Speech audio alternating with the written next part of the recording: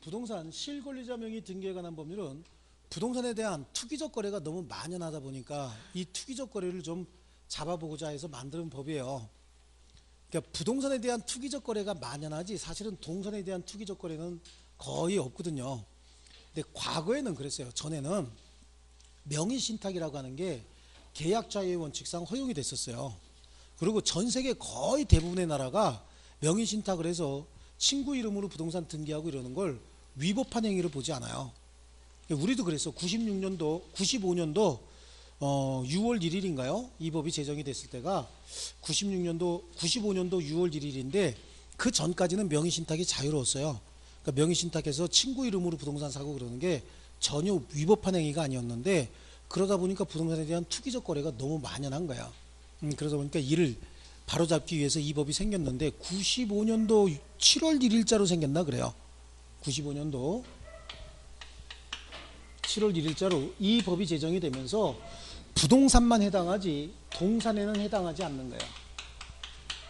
동산도 등기 등록이 가능한 동산들이 있을 수 있잖아요. 그 동산에는 이 법을 적용하지 않겠다고 해요. 부동산에만 해당하고 실권리할 때 이 권리는 부동산에 관한 권리면 여러 가지가 있죠. 소유권뿐만 아니라 소유권도 등기 대상이잖아요. 기타 제한 물건도 등기를 할 때는 실권리자 이름으로 등기하라고 되어 있다고. 이때 그 등기는 본등기, 종급등기 있죠. 본등기뿐만 아니라 가등기도 여기에 포함이 되는 거예요. 그래서 모든 등기는 다 실권리자 명의로 등기해라 라고 하는 거죠. 그 이야기는 명의신탁하지 말란 얘기예요. 근데 종전엔 명의신탁이 유효였어요. 그래서 갑하고 갑이 을에게 명의신탁 약정을 합니다. 약정, 그럼 그냥 명의신탁 약정이라고 해요. 약정에 기초해서 갑 소유의 부동산을 을 명의로 등기를 하는 거예요. 등기를 하게 되면 얘가 소유권을 취득한 것처럼 보이죠. 근데 이게 조금 애매한 게 둘 사이에서는 분명히 약정이 있었잖아. 내 건데 네 이름으로 등기하자라고 하는 약정이잖아요. 그러니까 둘 사이에 대내적 소유자는 누구야? 여기서 소유자는 신탁자 소유인 거야. 여기에 신탁자, 여기에 수탁자라고 한다면 대내적으로는 신탁자 소유예요. 근데 대외적으로는 등기명의 갖춘 자가 소유자가 돼야 되잖아요. 대외적으로는 누가 소유요? 여기가 관계에서는 수탁자가 소유자인 거야. 여기서 소유자는 을이 되는 겁니다. 아시겠죠? 그러니까 갑이 을로부터 이 부동산의 소유권을 뺏어오고 싶으면 명의신탁 약정을 어떻게 하면 되는 거야? 해지하면 되는 거죠. 명의신탁 약정을 해지하게 되면 이 소유권을 등기한 그 근거는 명의신탁에 근거하고 있는 거잖아요. 그러니까 명의신탁 약정을 해지하게 되면 이것도 근거가 없어지죠. 그러면 소유권은 누구에게? 갑에게 되돌아오는 거고, 그래서 이 등기는 뭐가 되는 거죠? 무효등기가 되는 거죠. 그 무효등기에 말소를 청구할 수 있었던 거예요. 근데 이제 여기서 또 하나 문제는 제3자가 이 권리를 침탈했을 때 어떻게 할 것이냐라고 하는 거예요. 권리를 침해하거나 침탈했을 때. 그럼 대내적인 소유자는 누구라 그랬어요? 대내적인 소유자는 갑이지만 대외적인 소유자는 그럼 누구야? 을이잖아요. 그럼 갑은 대외적으로 병에게 야, 내 물건 왜 건드려? 임마 할 수 있어요? 없어요? 없죠. 그랬다가 네가 뭔데 임마 그럴 거 아니냐고. 그러니까 대외적으로 물권적 청구권 행사할 때는 누가 행사해야 되는데? 을이 물권적 청구권 행사 목적물 돌려받는 것이고, 갑은 그러면 을이 물권적 청구권을 행사해야 되는데 행사하지 않고 있으면 어떻게 할 수 있다? 대위 행사는 할 수 있다. 대위 행사는 할 수 있으되 직접은 행사할 수 있어요? 없어요? 없는 거예요. 직접 물권적 청구권 행사할 수 없다. 이러한 법률관계가 과거에는 형성돼 있었어요. 근데 이러한 법률관계가 지금 부동산 실권리자 명의 등기에 관한 법률 이게 제정되고 난 이후에는 이게 일체 금지가 됩니다. 그래서 이런 거 할 수 없대요. 다만 이게 부부간의 명의신탁이라든지 아니면 종중의 그 대표자에 대한 명의신탁 또는 종교단체가 그 종교법인의 명의신탁 있죠. 종교법인 그 산하단체가 종교법인 이름으로 등기하는 거 있잖아요. 이런 것들에는 적용하지 않겠다. 적용하지 않겠다는 얘기는 종전 판례 이론이 여기는 적용이 되는 거예요. 그러니까 부부간의 명의신탁이 이제 가장 대표적인데 남편이 부인에게 부인 이름으로 등기하는 겁니다. 이게 강제집행 면탈이나 또는 투기 목적이 아니었다. 강제집행 면탈 또는 세금 포탈 투기 목적이 아니었다. 그렇다고 한다면 이 명의신탁 약정은 종전 이론을 적용하기 때문인 거예요. 그럼 무효로 보지 않겠다 그런 얘기죠. 그러니까 남편은 부인에게 언제든지 명의신탁을 해지하고 그 등기에 말소를 청구할 수 있고, 대외적으로 이 물건을 취득한 제3자가 침해하게 되면 부인이 물권적 청구권 행사해야 되는데, 부인이 행사하지 않으면 남편은 대위 행사해야지 직접 행사할 수는 없다. 이러한 종전의 판례 이론이 그대로 지금 법에 적용되는 경우는 이렇게 무효로 보지 않는 명의신탁이 있어요. 특례가 적용되는 명의신탁이다라고 해서 종중과 그 대표자, 그 다음에 배우자 상호 간의 명의신탁, 그 다음에 종교단체가 그 법인 이름으로 등기하는 경우, 아시겠죠? 이런 것들인데요. 우리 가면 거기 부동산 실권리자 명의 등기에 관한 법률, 거기 서설이나 명의신탁 제정의 필요성, 이런 것들은 그냥 필요하다. 뭘 위해서 필요하다는 얘기죠? 투기적 거래를 방지하기 위해서 필요하다. 그 정도 보시면 되고요. 명의신탁에 관한 종전 판례 이론 있죠? 찾으셨어요? 네, 거기 3번으로 바로 가세요. 3번. 유효인 명의신탁의 법률관계대 종전 판례 이론에 의해요. 대내적으로는 누가 소유자예요? 신탁자. 그러니까 신탁자니까 누가 소유자죠? 갑이 소유자죠. 그 다음에 오른쪽으로 가면 대외적으로는요. 대외적으로는 수탁자가 소유자가 된다. 그러면 수탁자가 소유자가 된다는 얘기는 동그라미 2번에 명의신탁재산에 대한 방해 배제 청구 그래요. 그럼 제3자가 물권적 제3자가 그 권리를 어떻게 침해했을 때, 침탈 내지는 침해했을 때 어떻게 할 거냐. 그래서 기억에 제3자가 목적 부동산을 불법 점거하거나 방해하는 경우에 수탁자만이 물권적 청구권을 행사할 수 있다. 찾으셨죠? 따라서 신탁자는 직접 방해 배제 청구할 수는 없고 수탁자의 물권적 청구권을 어떻게 한다고요? 대위 행사할 수 있을 뿐이다. 그거 하나 챙겨 놓으시면 돼요. 대내적으로는요. 자, 그 다음에 본법이 제정되고 난 이후의 논의다라고 해서 이 법은 95년 7월 1일자로 제정이 됐다. 그것도 참고적으로 알아두십니다. 95년 7월 1일자. 그 명의신탁은 금지가 된다. 제2조에 자, 이 법에서 사용하는 용어는 여러 가지가 있다. 그래서 명의신탁의 약정이 뭔지, 그 다음에 명의신탁자는 누구고 수탁자는 누구고 실명 등기는 어떻게 하는지 이게 나와 있죠. 네, 그래. 신탁이다. 누가 신탁자야? 맡긴 사람. 누가 수탁자예요? 받은 사람. 그러니까 자기 명의를 제공한 사람이 수탁자. 자기 명의 없이 타인의, 자기 부동산을 타인의 명의로 맡긴 사람이 누구죠? 신탁자. 이렇게 나눠지는 거고, 실명 등기라고 하는 게 뭐죠? 이때는 이 사람 명의로 등기하는 걸 실명 등기라고 하죠. 자, 그런 정도고요. 적용 대상이에요. 부동산에 관한 소유권뿐만 아니라 기타 물건의 등기, 또 가등기에도 적용한다. 그렇죠? 모든 등기가 다 적용 대상이다. 그런데 니은에 보시면 등기가 가능한 권리 중에서 임차권이나 권리질권은 실명 등기하지 않아도 된다 있죠? 요거 하나만 좀 체크해 두시고요. 본등기뿐만 아니라 가등기 다 적용한다라고 하는 거고요. 신탁법 또는 신탁업법상 신탁약정에 기초해서 재산관리를 위임한다는 약정을 하고, 이건 신탁법이나 신탁업법에 의해서 인정되는 명의신탁이잖아요.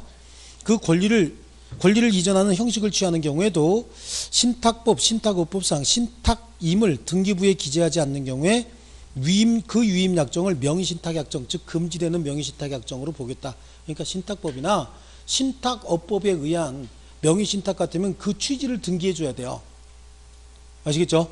그 취지가 등기되어 있지 않으면 이건 투기 목적의 명의신탁으로 보겠다라고 하는 겁니다. 자, 그런데 이 법의 적용 제외 대상이다라고 하는 거, 금방 얘기했듯이 신탁법이나 신탁업법에 의한 명의신탁은 그 취지를 등기하면은 무효로 보지 않겠다고 얘기하고 있잖아요. 그 다음에 채권 담보 목적의 양도 담보 있죠. 우리 방금 앞에서 봤듯이 그 양도 담보다라고 하는 건 담보권을 설정하기 위해서 소유권 이전 등기한 거고, 가등기 담보 등에 관한 법률에 의해서 보호되고 있는 권리죠. 이거는 이 법의 적용 대상이 아니란 얘기고요.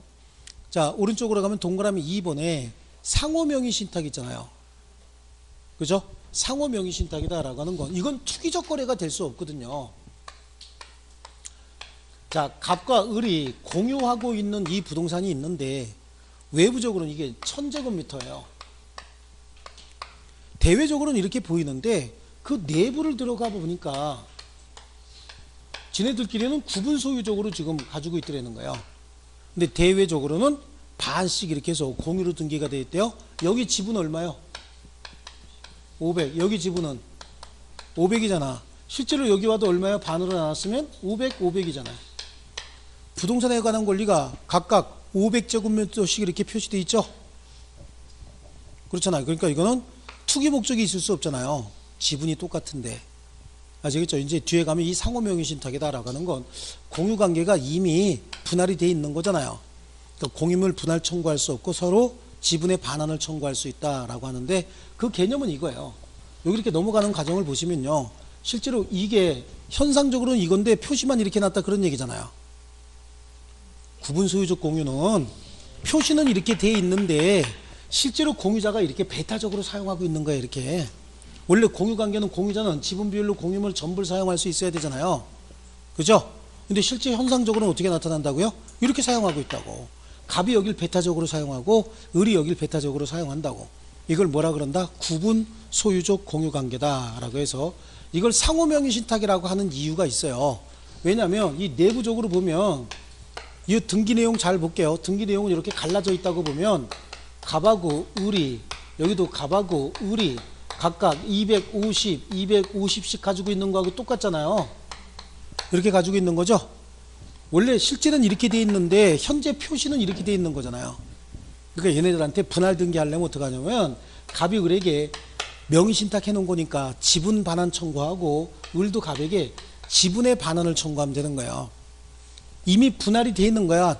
그렇기 때문에 지분 반환 청구해서 반환 받으면 되는 것이지 분할 청구할 수 없다. 그럼 이게 이렇게 넘어오는 과정은 이렇게 넘어오는 겁니다. 그래서 이렇게 돼 있다가 이렇게 나눴다가 구분적으로 확실히 분리가 돼 버리죠. 그럼 갑이 을에게 얼마요? 250의 지분 반환, 을이 갑에게 250의 지분의 반환을 청구해서 반환받게 되면 이렇게 된다는 얘기예요. 그래서 이런 차원에서 봤을 땐 이걸 뭐라고 부르고 상호명의신탁이다 라고 얘기를 하고, 실제 눈에 나타난 현상, 실제 권리관계 보면 이게 뭐죠? 구분 소유적 공유잖아. 구분 소유하고 있죠? 구분 소유적 공유관계다 이렇게 이야기하는 것 뿐입니다. 아시겠죠? 그래서 구분 소유적 공유관계, 여기는 지금 투기 목적이 하나도 없죠. 이걸 통제할 이유가 없는 거야. 여기 지분이나 여기 지분이나 똑같잖아요. 그렇죠? 그래서 이런 것들도 무효로 보지 않겠다는 얘기예요. 이 법의 적용 대상 제외를 대상으로 보겠다는 얘기고, 신탁법이나 신탁업법에 의한 명의신탁의 경우에도 이거는 법에 정한 내용에 따라서 하는 거죠. 그 취지를 등기하게 되면 무효로 보지 않겠다. 그 다음에 3번에 보시면 부동산 실명법 실권리자 명의 등기에 관한 적용 특례인데, 원래는 실명 등기해야 되지만 실명 등기하지 않아도 무효로 보지도 않을 거고 처벌도 하지 않겠다라고 하는 게 거기 밑에 나와 있는 건데요. 종중이죠. 종중. 종중이 보유한 부동산에 관한 물건을 종중 이외의 자, 종중 이외의 자는 누구예요? 장손, 종손 이런 사람들 있잖아요. 이런 사람들의 명의로 등기한 것. 그래서 여기는 이 경우 명의신탁 약정의 효력이 인정되고 수탁자 명의의 등기도 유효성이 인정이 된다. 그러니까 이건 투기 목적이 아니라고 보는 거야. 왜냐하면 우리 관습적으로 종중 소유의 부동산은 종전 명의로 등기하기보다는 종손 명의로 등기해 왔잖아요. 그래서 이걸 무효로 보지 않겠다라고 하는 거고, 배우자에 대한 특례도 동그라미 3번에 나오죠. 여기서 배우자는 법률상 배우자에 한정된다. 법률상 배우자에만 해당하고요. 명의신탁 등기가 위 법률에 따라서 무효가 되었다 할지라도 그 후 신탁자와 수탁자가 혼인하여 그 등기의 명의자가 배우자로 된 경우엔 명의신탁 등기는 당사자가 혼인한 때로부터 뭐가 된다? 유효가 된다. 사실혼의 배우자하고 법률 혼을 했대죠. 그죠? 사실혼의 배우자가 법률 혼을 했다. 그러면 기존의 명의신탁 약정에 의한 등기의 실명 등기다라고 하는데, 그 실명 등기는 이게 95년 7월 1일자로 시행이 되면서 1년간의 유예기간을 줬어요. 지금까지 명의신탁은 유효였지만 이 법이 시행됨에 따라서 앞으로는 무효잖아요. 그럼 기존에 있는 것도 다 무효로 보겠다 그 얘기거든요. 그러니까 1년의 유예기간을 줄 테니 1년 안에 실권리자 명의로 등기해라. 찾아다가 네 이름으로 등기해라 라고 하는 거야. 1년의 유예기간. 아시겠죠? 그러면 그 전에 명의신탁은 유효였지만 그 이후부터 명의신탁은 이제 뭐란 얘기예요? 무효다. 그 전에 했던 것도 무효로 보겠다는 겁니다. 그래서 실명 등기로 전환해라 라고 했던 거고요. 넘겨보실게요. 다음 페이지 명의신탁 약정의 효력이 나오죠. 찾으셨어요? 명의신탁 약정의 효력인데 명의신탁 약정 자체는 무효죠. 명의신탁 이제 못하도록 돼 있잖아. 그러니까 무효죠. 그 등기에 의한 물권 변동도 효력이 있어요, 없어요? 없습니다. 무효입니다. 제3자에 대한 관계에 있어서 명의신탁 약정 내지 그 약정에 의한 물권 변동의 무효는 제3자에게 대항할 수 없기 때문에 제3자는 선악불문하고 소유권을 취득하는데요. 자, 요걸 지울게요. 여기는 명의신탁 약정 자체가 유효였잖아요. 종전의 판례 이론이요. 근데 이 법이 시행되고 난 다음에는 상황이 달라졌죠. 그러면 갑하고 을의 명의신탁이 부부 아닙니다. 명의신탁 약정을 했대요. 약정을 하고 얘 이름으로 등기까지 했다. 그래서 얘가 소유권을 취득한 건 아니잖아요. 그렇죠? 그러니까 이 명의신탁 약정은 뭡니까? 무효입니다. 옛날에는 유효였는데 무효니까 이 등기도 뭡니까? 무효죠. 그러니까 바로 뭐예요? 무효등기 말소 청구해야 되겠죠. 얘는 소유권 취득한 적이 없습니다. 등기도 무효등기죠. 그러니까 무효등기 말소 청구 바로 할 수 있는데 이때 을하고 새로운 이해관계 맺은 병이 있다는 거야. 병은 선의가 됐던 악의가 됐던 이거 말소하기 전에 얘 이름으로 등기했답니다. 그럼 얘는 무조건 뭐 한다고요? 소유권 취득해버린다는 얘기예요. 아주 특이합니다. 무권리자가 처분행위했죠. 그래도 부동산 실명법을 위반한 명의신탁 약정에 의해서 명의수탁자가 제3자에게 처분행위했답니다. 제3자 선악불문하고 무조건 소유권 취득해요. 이런 명의신탁 하지 말라고 이런 제도를 집어넣은 거예요. 너무 좀 강압적이지 않습니까? 그렇죠. 소유권의 현상을 많이 침해하는 듯한 이런 법이 굉장히 많아요. 한국에 이렇게 보면 위헌적인 요소가 굉장히 많습니다. 어쨌든 명의신탁을 근절하고 부동산 투기적 거래를 방지하기 위해서 강행 규정으로 집어넣은 거야. 그래서 얘가 선의가 됐든 악의가 됐든 즉 신탁부동산이라는 걸 알았든 몰랐든 무조건 얘는 소유권 취득해요. 다만 적극 가담시만 뭐가 돼요? 이중매매가 되는 거예요. 아시겠죠? 그래서 무조건 소유권 취득한다라고 하는 거고요. 그럼 이런 관계에서 제3자가 권리를 취득하기 전이라고 한번 가정해 볼게요. 얘가 권리 취득하기 전이에요. 그러면 을이 이렇게 처분행위 하기 전에 갑은 어떻게 해야 돼? 명의신탁 해지를 원인으로 등기 말소 청구해야 됩니까? 명의신탁은 무효니까 해지할 수 있어요, 없어요? 없잖아요. 그냥 무효죠. 그러니까 이 등기는 그냥 무효등기야. 그러니까 무효등기 말소 청구 바로 하면 되는 것이지 명의신탁 약정 해지를 원인으로 무효등기의 말소를 청구할 수 없다. 아시겠죠? 이게 출제지문 하나입니다. 그래서 거기 명의신탁의 유형과 법률관계 정리인데요. 이전형 명의신탁이다. 양자 간의 명의신탁이에요. 갑소유 부동산에 관하여 갑과 을 간의 명의신탁 약정에 의해서 을 명의로 등기했답니다. 그 명의신탁 약정은 무효고 등기도 무효죠. 그래서 여기 2번 체크하십니다. 갑은 을에게 명의신탁 약정 해지를 원인으로 소유권 반환 청구할 수 있어요, 없어요? 없죠. 그러면 갑을 을을 상대로 소유권에 기한 방해 배제 청구권을 행사해서 등기 말소는 청구할 수 있다죠. 무효등기 말소 청구할 수 있는 거예요. 또 을이 병에게 소유권을 양도한 경우에 병은 선악불문하고 소유권 취득한다예요. 맞죠? 다만 적극가담심한 이중매매의 법리가 적용이 된다 그러면 되겠죠. 자, 그 다음에 나오는 게 이제 3자 간의 명의신탁인데요. 이 3자 간의 명의신탁이 중간생략등기형이다 이렇게 얘기를 하는데요. 여기다가 병을 집어넣어요.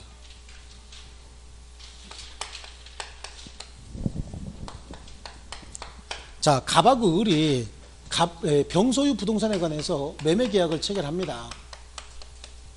계약을 했는데 지 이름으로 등기하기가 좀 그랬나 봐요. 그러니까 갑이 다시 을을 찾아가요. 병이지 을 찾아가. 을을 찾아갑니다. 을을 찾아가서 둘 사이에 명의신탁 약정을 합니다. 약정을 하고 뭐라고 얘기하냐면 내가 병한테 산 부동산이 있는데 토지가 있는데 네 이름으로 좀 등기 좀 할래? 라고 얘기를 하는 거예요.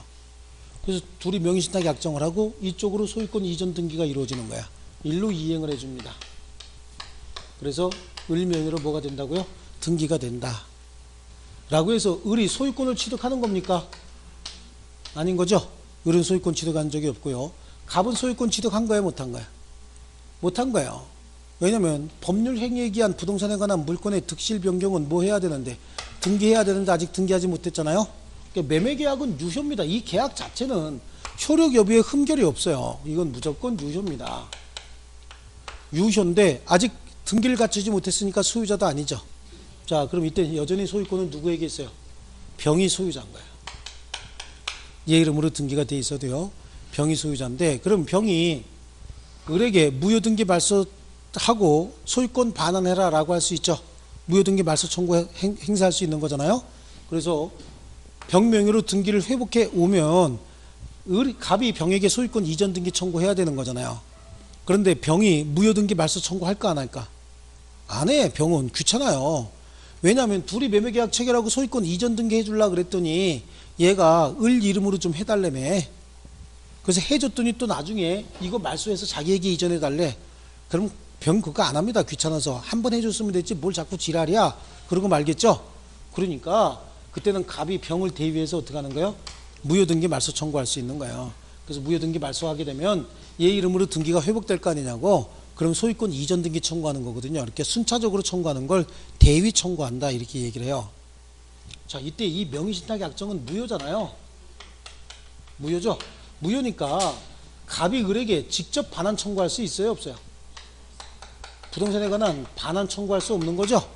반환 청구할 수 없어. 다만 을이 자기가 알아서 얘한테 등기를 이전해 줬대요.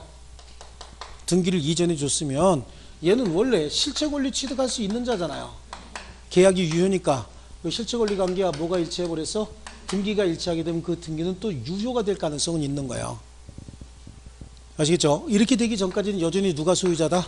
병이 소유자다라고 하는 거예요. 자, 그래서 매도인 병 소유의 부동산을 매수한 신탁자 갑이 수탁자 을과 명의신탁 약정을 하고 자기 명의로 등기하지 않고 매도인 병과 수탁자 을의 명의로 등기하기로 약정하에 수탁자 을의 명의로 등기를 격려한 것이다. 자, 법률관계 거기 보니까 병 매매계약은 갑하고 했죠. 그렇죠? 예, 그리고 명의 신탁자는 매수인 갑이고요. 명의 수탁자는 등기 명의인 을이죠. 둘 사이에 명의 신탁 약정했죠. 그 약정은 무효다. 3자 간의 합의에 의해서 등기가 이루어졌다. 이게 중간 생략 등기형하고 똑같잖아요. 그래서 여기 갑과 을 사이의 명의 신탁 약정은 무효가 맞죠? 무효. 병에게서 을로의 이전 등기도 뭐가 된다? 무효가 된다. 자, 넘겨보시고요. 소유권은 여전히 누가 가지고 있어요? 병이 가지고 있죠. 따라서 병은 을을 상대로 소유권에 기한 방해 제거 청구권 행사해서 등기 말소를 청구할 수는 있어요. 근데 갑과 병 사이에 매매는 유효죠. 그래서 갑은 병을 상대로 매매대금의 반환을 청구할 수 있어요, 없어요? 없죠. 유효인 계약이니까 당연히 매매대금 반환 청구할 수는 없는 거고, 갑은 자신에게 소유권 이전 등기하기 위해서 병을 대위해서 을을 상대로 등기 말소 구하고 다시 병을 상대로 매매계약에 기한 소유권 이전 등기를 청구하여야 한다. 제3자 A는 선악불문하고 소유권 취득한다. 거기서 제3자는 누구하고? 을과 새로운 이해관계 맺은 사람이죠. 그래서 거기 을과 새로운 이해관계를 맺은 A는 제3자 A는 선악불문하고 소유권 취득하고 을은 병이 되어 횡령죄가 성립할 가능성은 있고요. 또 만일 을이 자의로 갑에게 소유권 이전 등기를 격려하였다면, 을이 갑에게 스스로 줬대요. 하였다면 이는 실체권리관계와 부합되는 등기로서 유효가 되어야 될 것이다. 그렇죠? 여기 간단한 그림이죠. 여기 지금 설명이 다 들어가 있는 거고요. 그 다음에 계약명의 신탁을 위명이라고 하죠. 계약명의 신탁은 이제 오른쪽 페이지에 있는 그림인데 똑같이 병하고 갑을 한번 등장시켜 볼게요. 병하고 갑이에요. 둘 사이에 계약한 건 아닌데 갑이 을을 만나갖고 둘이서 명의신탁 약정을 합니다. 약정의 내용이 뭐냐면 네가 병하고 가서 뭐 해라? 계약도 해라. 그리고 내가 뭘 지원해 줄게? 그 매수 자금을 지원해 줄게. 계약해라. 그리고 명의신탁 약정을 한 거야. 내 건지 알지? 그랬더니 을이 뭐래요? 네, 잘 압니다. 이랬을 거 아니에요. 네 이름으로 가서 등기 좀 해. 계약도 하고. 그래서 병하고 을이 직접 계약을 체결한 겁니다. 매매 계약을 체결했고 그에 따라서 이행을 해준 거죠. 이행을 해주니까 을 명의로 뭐가 된 거야? 등기가 된 거죠. 계약의 당사자 이름으로 등기까지 했으니까 얘는 무조건 소유권 취득해 버리는 거고 얘는 더 이상 소유자가 아닌 거예요. 아시겠죠? 그럼 이제 갑이 쳐다보니까 자식 시키는 대로 잘하고 있네 이렇게 얘기하는 거 아니에요. 그리고 나중에 가갖고 어이 부동산 내 건지 알지? 그러면 을이 뭐래요? 왜? 그런다고. 그 왜 네 거야? 이렇게 되는 거죠. 왜냐하면 이 명의신탁의 약정이 이건 뭐야? 무효잖아요. 무효죠. 명의신탁 약정 무효라고. 무효니까 얘는 얘한테 이제 소유권 반환 청구할 수 있어요, 없어요? 왜 반환 청구할 수 없는 거야? 내 물건 내놓으라고 반환 청구할 수 없어요. 그럼 뭐만 달라고 하냐면 이 매수 자금 있잖아요. 명의신탁 약정이 무효니까 매수 자금을 줄 필요가 없잖아. 근데 매수 자금을 얘가 받았죠. 그러니까 이 매수 자금 이건 뭐가 되는 거예요? 부당이득이 되는 거야, 이거만. 그러니까 갑은 매수 자금만 얘한테 부당이득으로서 반환을 청구할 수 있는 겁니다. 아시겠죠? 부당이득 반환 청구할 수 있는데, 다만 이 경우에도 을이 갑에게 스스로 소유권 이전 등기해 줬다는 거예요. 얘한테 부동산 자체를 반환해 줬다라고 하는 거죠. 그럼 어떤 거야? 이건 대물 변제로 볼 수 있잖아요. 원래 뭐 줘야 되는 거죠? 매수 자금을 줘야 되는데 매수 자금 대신 뭘 줄 수 있어? 물건으로 줄 수 있잖아요. 그러니까 이때 반환했다면 이거는 대물 변제로서 효력을 인정할 수는 있다라고 하는 거예요. 아시겠죠? 만약에 이 사람이 둘 사이에 명의신탁이 있었다는 걸 알았다. 그러면 이건 이거하고 똑같잖아요. 알았으면, 그죠? 예, 그러니까 이 사람이 어떤 경우에 선의인 경우에 이거는 무조건 소유권 취득하는 겁니다. 중간 생략 등기형이고 요거는 뭐예요? 위임형. 얘한테 위임했잖아. 그러니까 계약 명의신탁. 여기는 계약자가 누구죠? 갑이잖아. 여기는 계약자가 누구예요? 을이죠. 그러니까 계약 명의 자체를 신탁했다. 여기는 등기 명의만 네 이름으로 하자. 그러니까 등기 명의 신탁. 중간 생략 등기형이라고 하고, 요거는 네가 가서 계약해라. 그러니까 계약 명의 신탁. 위임형이죠. 대리인 자격으로 갔다라고 해서 위임형이다. 그래서 계약 명의 신탁인데, 이때도 갑과 을 간의 명의 신탁 약정은 유효예요, 무효예요? 무효죠. 위임 계약도 일부 무효 범위에 따라서 무효가 되고, 갑은 을을 상대로 부동산 자체를 부당이득으로 반환 청구할 수는 없잖아요. 그렇죠. 그리고 갑은 을에게 부동산 매입 자금에 대한 부당이득 반환 청구는 할 수 있다. 자금 지원해 준 거, 저건 명의신탁 약정이 무효니까 자금도 줄 필요 없잖아요. 근데 자금을 줬으니까 자금 자체를 반환 청구할 수 있고요. 혹시 병이 선의인 경우에 매매와 등기는 유효하므로 을이 소유권을 취득하는 거죠. 다만 을이 소유권을 취득하는 것은 갑에 대한 관계에서 뭐가 되는 거예요? 부당이득. 부당이득인데 매수 자금만 부당이득인 거예요. 또 병이 악의인 경우에 등기는 무효가 되므로 소유권은 병이 보유한다. 이 경우 병은 을을 상대로 소유권에 기한 방해 제거 청구권 행사에서 등기 말소를 청구할 수 있다라고 하는데요. 그래요. 얘가 악이라고 한다면 이거하고 똑같이 취급한다 그랬잖아요. 또 수탁자 을로부터 해당 부동산을 매수한 제3자 A는 선악불문하고 소유권을 취득한다. 그렇죠? 또 수탁자 을은 매수자금 반환에 가름하여 목적물 자체를 대물 반환 형식으로 신탁자 갑에게 반환할 수는 있다. 그런 경우에 그 효력은 무효라 볼 수 없죠. 대물 변제로서 효력이 생길 수 있어요. 자, 그 다음에 넘겨보실게요. 넘겨보시면 부동산 실권리자 명의 등기에 관한 법률 시행 이전에 명의신탁이 이루어진 경우, 제가 여기 볼게요. 부동산 실명법 이전에는 명의신탁이 유효였다 그랬어요? 무효였다 그랬어요? 유효였다고 했잖아요. 그럼 여기 저거 한번 볼게요. 저쪽에 저. 요것도 마찬가지예요. 부동산 실권리자 명의 등기에 관한 법률이 제정되기 전에 명의신탁이 이때 있었다고. 여기서 병, 갑, 을 이렇게 썼대요. 명의신탁이 이때 있었다고. 명의신탁이 이때 있었고요. 만약에 이렇게 해서 얘 이름으로 등기를 갖췄답니다. 이게 계약 명의신탁이든 등기 명의신탁이든 따질 게 없어요. 명의신탁이 이때 있었으면 이건 유효잖아. 명의신탁은 유효죠. 그리고 둘이 계약을 했던, 이쪽으로 가서 계약을 했던 얘 이름으로 등기를 갖췄대요. 그래서 얘 이름으로 소유권이 등기가 됐다라고 하더라도 이때 갑은 얘한테 명의신탁을 어떻게 하고 해지하고,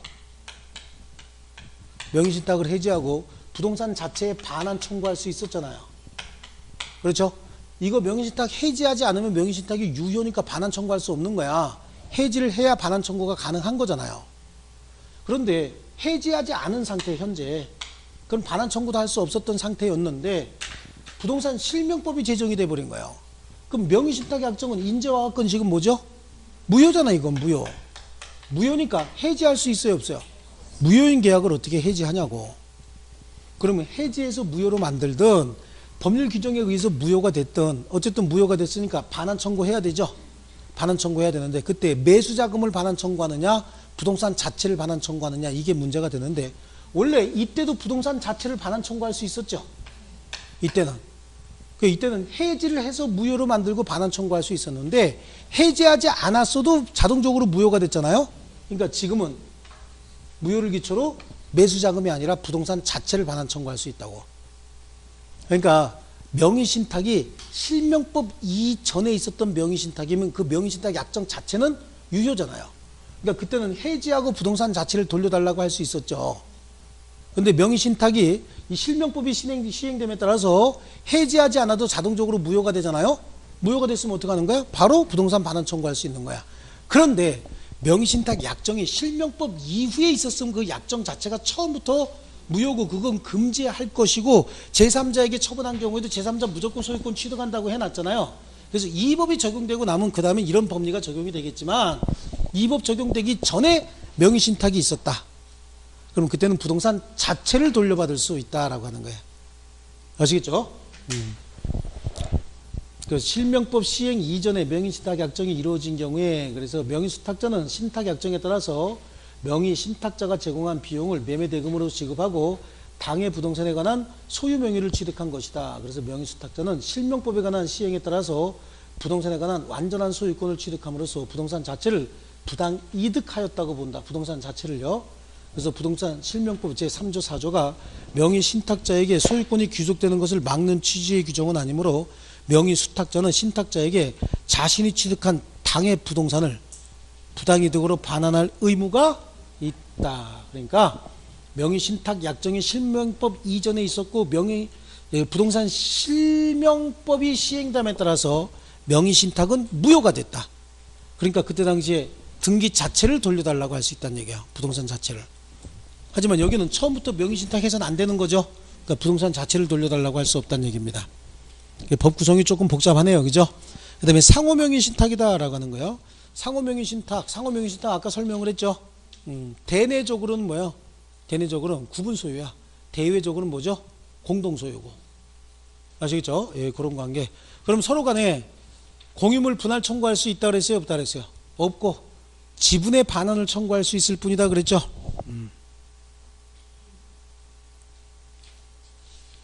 자, 돼서요. 이제 부동산 실명법 했고요. 넘겨보시면 집합건물법 나오죠? 집합건물의 소유 및 관리에 관한 법률 나오죠? 예, 자, 요거는 조금 쉬었다 할게요.